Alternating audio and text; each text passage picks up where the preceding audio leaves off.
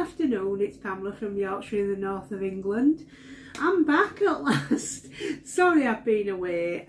All I can put it down to is a bit of apathy and, you know, can't be bothered, chilled out, you know, don't want to do anything. I also went away for my last 60th birthday adventure. I went for a spa weekend with my two friends. Had a really good time. Put a couple of photos on Instagram about that. It's a spa that I've been to before. It's in York, really nice. The only thing is we had another storm which sort of like got us on the way up. I think it was Stormy Owen or something like that. I thought it were Owen, but they kept saying on the news the Owen. But we had a great time anyway, and it had all gone by the evening, so that was fine. So that's me up to date. But I was beginning to think I wasn't going to bother coming back at one stage. I thought, are you ever going to get round to this? So I'm just having drinks because I'm a bit thirsty. I've given in and had some crisps today, and you know, I try to avoid it because of the carbs and the salt and what have you, but sometimes you just got to have these things. So, A Year of Granny Square Cow, that is the first thing. So the book A Year of Granny Square Cow, run by Jenny at In My Spare Time Crochet. When I last spoke to you, we were on, I'd started, was it Floating? No, sorry, Summer Cauldron. I'd started it, I did finish it, as I said I would that day. So that was that one. Obviously different colours to what's in the book. The book has got these colours. But I wanted to introduce the plummy colour a little bit more than I had been doing. Then we had number 25, which was Tequila Sunrise. Now this one, again I've gone away from their colours, so I've used green, blue, yellow and red. It's got like a Spanish sort of look to me as that one. I could see it on a Spanish tile or something like that. Not my favourite ones, only because when there's a lot of chains and you're starting and ending rows with chains, you've got that problem of weaving in a chain, and I don't like that. That's the only reason. Other than that, I do like the look of it. So that's that one. And then this week's, which is hot off the up today, is number 26, Daylight. Now, really love this. Really, really, really love this. I don't know if I've ever said, but I love spike stitches and I love like window stitches. I really like those. I never minded puff stitches. Not too worried about puffs, popcorns, any of them, but clusters, all that. But bobbles. But I, you know, if I've got one like this where you can get a nice loose tension going to do the puff stitches, and there's so many of them, you're doing them every other one, I love it because you get like quite a rhythm going. And I love it in these colours with the cream and the yellow. I really, really like the look of that one. In fact, it's up there with the flower ones that I like. So that's me up to date there. So that is the end of summer now. We go on to autumn next, which is with this Changing Leaves one. Now, that one I'm not liking the look of really. What stitch are we on? 4 treble bobble. Oh, it might not be so bad, that. Might not be so bad. But again, it's the ones that's working backwards and forwards, and I prefer doing them in the round. But before I do that, I will do my last one for the summer, which to make my pattern work for my blanket, I need to do an extra. So I'll do that next, and then next week we'll be on to the autumn. Can you believe it? Halfway through. Next, I am going to talk about my blanket. Again, like I say, I've been very chilled out. I didn't take it away with me when I went away. In fact, all I took with me was my tablet so that I could read or listen to audiobooks or whatever. which I did. So I had a very chilled out time. Now, so I'm doing the Forest Aran Crochet Ripple Blanket, which is from King Cole, a UK company. I'm not doing it like that. I'm doing it with variegated yarn and with plain colours. When I got onto it, I showed you when I was starting it, the plain colours I was going to use, which was a dark grey, which I think I'm still going to introduce, a beige, which I think I'm still going to introduce, but I decided the red was not right for this pink. I thought I might get away with it, but I don't think I will. So I've got this far. We went into when we last took Brian out, because we didn't get to see him last weekend when we've been away. The weekend before, when we last took him out, I went into Hobbycraft in Sheffield, and I got this mustard colour, which is an Hobbycraft owned colour. Can't remember what they call it. It's like a mustard, but it's got a different name. I got 3 balls. Now, the only thing is, I don't think that's going to be enough for what I want to do. So we're going to call again tomorrow and get some more. So yeah, so I'm further forward, but not as far as I'd like to have been. But like I say, let's just be chilled out and do whatever we want to do. So I've done 8 repeats of the pattern for the in the variegated. I've done 3 so far in the mustard. I'm going to do an extra one. Then I'm going to introduce some of the other colours, and we will have 3 bands of 8 interspersed of the variegated. Just see how it works out for that. I think that will be long enough. If it looks like it's not going to be, I'll have to think of some other way of extending it. But that's that as it is. I'm using my 5.5mm hook.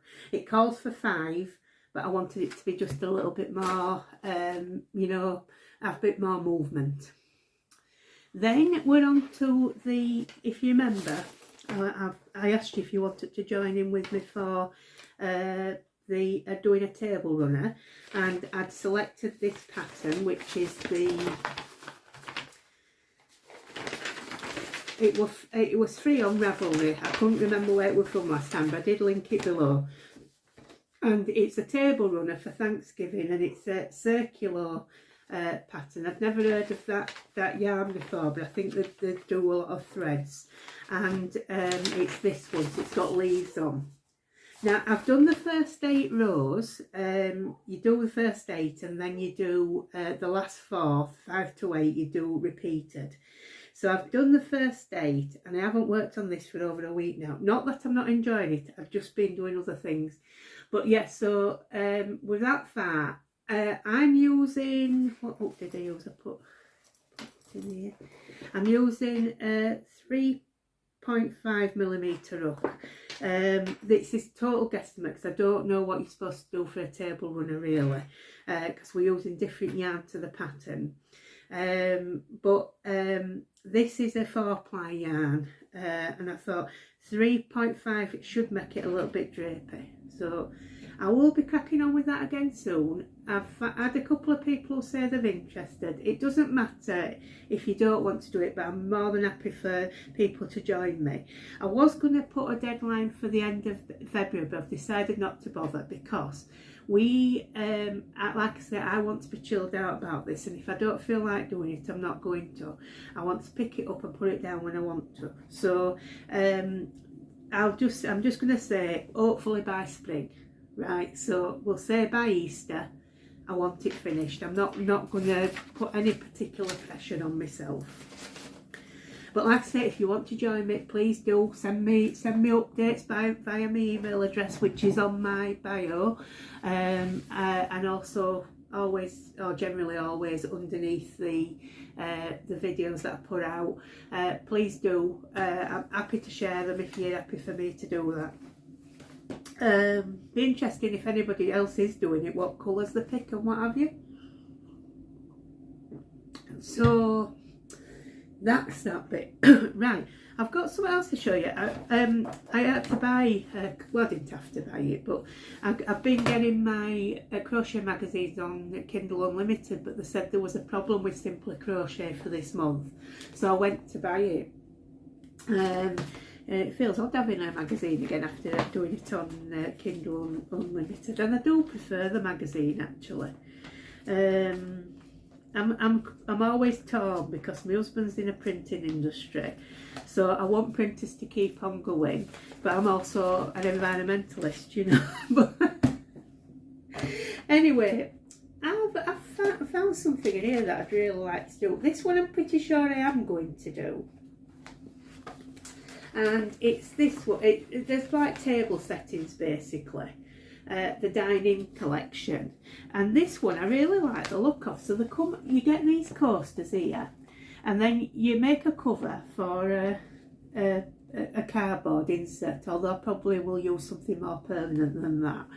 And then you tuck them inside, and they look like a bowl of flowers, but the coasters. Thing is, I don't need any coasters, and if I say to you, I'm going back to what I said, that do I need it?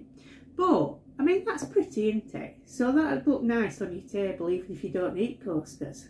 So I'm tempted to do that, and of course, my rules don't mean to say I shouldn't do something if I really want to do it. So I'm tempted to do that. The other one though, don't know whether to do these now. These are a bit pointless for me because I never put anymore. We don't have, like, you know, cutlery holders or anything when we're having meals, you know.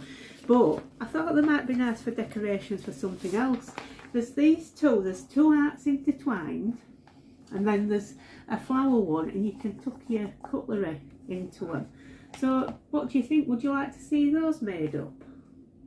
So I'm quite fancying doing it because that's a little project. You can, you know, when you're a bit fed up of your big ones, I thought it might be something nice to, like, you know, just, you know, intermingle. There's also this tea time tapestry, if I can find it. Where is it now? I haven't put a marker in that page. But I mean, I can't keep. I'm not going to promise to do loads of things. Like I say, I don't want loads of things on the go. If I can find it, let's have a look. So, tea time tapestry on 46. But it's one that I will bookmark, and you know, if I ever want to do it in the future. But I think that'd be so nice in the kitchen. I'd really like that. I've put my macrame behind me again because we had the decorators into the living room, and I didn't want to put the hooks back over the door and spoil the paintwork. You know, because it doesn't dry. It is dry to the touch, but it wasn't dry fully, and I've not put it back yet. But wouldn't it be great on a door into the kitchen or something like that? So I'm going to have to put that one on the back burner and think about doing that. Plus, that would be, you know, one of my missions accomplished, you know, which is to get better at colour work or reading colour work patterns. Anyway, tell me what you think of those patterns. Now, that's more or less me done for now. There's no one in my diary, my suffragette diary for today, but I want to talk to you about, in the suffragette segment, I want to talk to you about a lady called Rose Scott. Now, with me being a Huddersfield Town fan, I am involved on a football forum, and I don't take as many turns as other people do, but we write a match preview for every match, and I only pick about 4 a year. I don't do a lot, but I'm doing tomorrow's, which is Northampton. Now, because there's a load of Neanderthal men on the forums, you know, and there are lots of them. Now, once again, my friend Kerry will know what I'm saying here, but some of them are the blue and white striped brigade from City. I'll say no more, but they can be quite offensive. So I keep putting on my match set that whoever we're playing, I come up with some motivational women from that area, you know, somebody we can admire or look up to or whatever, revere. And now I couldn't find an actual suffragette, but I did find this lady, Rose Scott. This is a picture of her. It's the only picture I can find of her, and it's the only article I can find anywhere. She's not even on Wikipedia. She is actually, she's not a suffragette, she's a suffragist. So she doesn't believe in like Emmeline Pankhurst's These Not Words campaign. I support them all, whatever they did. Anyway, I'd like to read you about her. Like I say, if you don't want to listen to this, don't bother. So Rose Scott was born in 1857. And she was an anti-poverty campaigner. Did I say it's for Northampton? We're playing Northampton. She's an anti-poverty campaigner and supporter of adult suffrage, and Northampton's first female councillor. She served on the Board of Guardians, supporting widowed fathers, and a member of the Education Committee, advocated the provision of playgrounds. Quite often, you know, ladies, they did sit on these committees, and they help people who had no other means of income and what have you, and also tried to improve circumstances for ordinary people. And then so Rose has got a blue pack, and it's located at 69 Birchfield Road, Northampton. She's the daughter of a Baptist minister, and she was a lifelong campaigner against poverty. Convinced that it was caused by an unjust social system, she joined the socialist movement and was elected to the Croydon Board of Poor Law Guardians. In 1905, after the death of her first husband, she came to Northampton, and in 1906 was elected to the Northampton Board of Guardians. As a guardian, she defended relief work for the unemployed and was concerned to find housekeepers for widowed men with children, out relief for unmarried mothers, and a woman relieving officer to give most confidence to female clients. I think the thing with the widowed men would be because if a man was working and he lost his wife, he wouldn't be able to keep the children, you know, because he couldn't stay at home.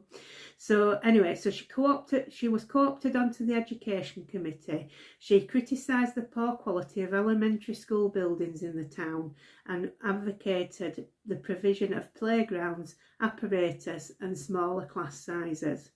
She was a feminist who opposed the suffragettes policy of the vote for propertied women, and argued face-to-face with Emmeline Pankhurst, because Emmeline Pankhurst still agreed there should be like a lower limit on age of women who could vote, and they had to have property, which I think it had been for men anyway. She argued face-to-face with Emmeline Pankhurst the case for full adult suffrage for all men and women, regardless of property. She was well known as a national speaker for the Social Democratic Federation. During the First World War, she campaigned against the high price of food and fuel, and in 1917 was appointed to the Northampton Food Control Committee, one of only 3 women among 15 members. That's quite good odds actually for that time, I think, for women.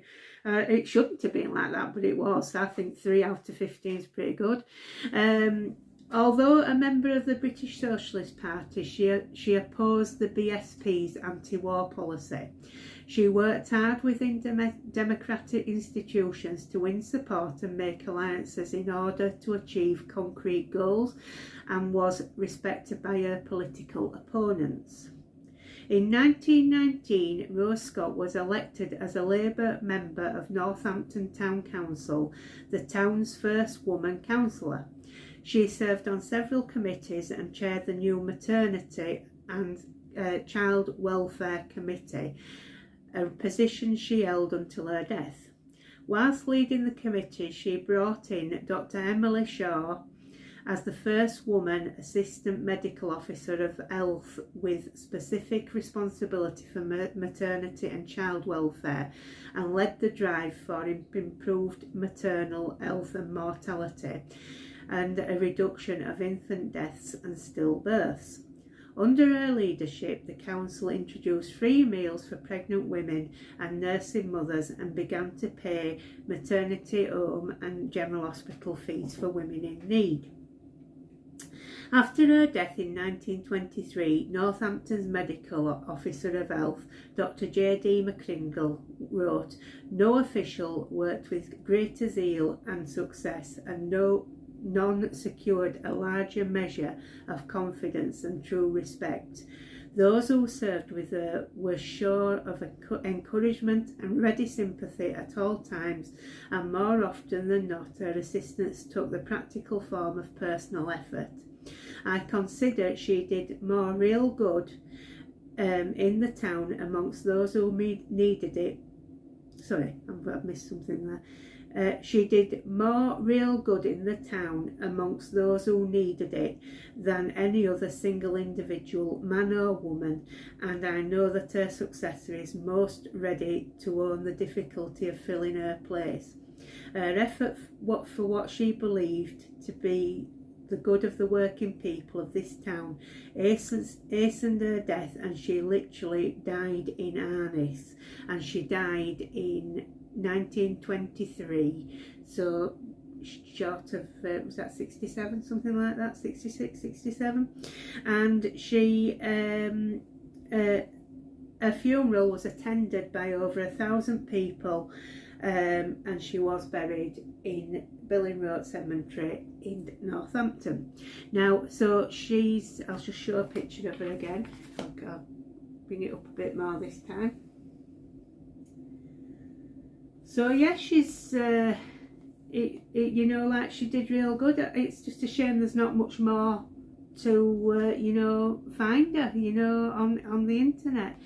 But as we say, a lot of women were written out of history, and she's just one of them. I've got a picture of a plaque here. This is on the University of Northampton's, so that's the blue plaque there, and on the blue plaque it says that Scott was an anti-poverty campaigner, supporter of adult suffrage, and Northampton's first female councillor.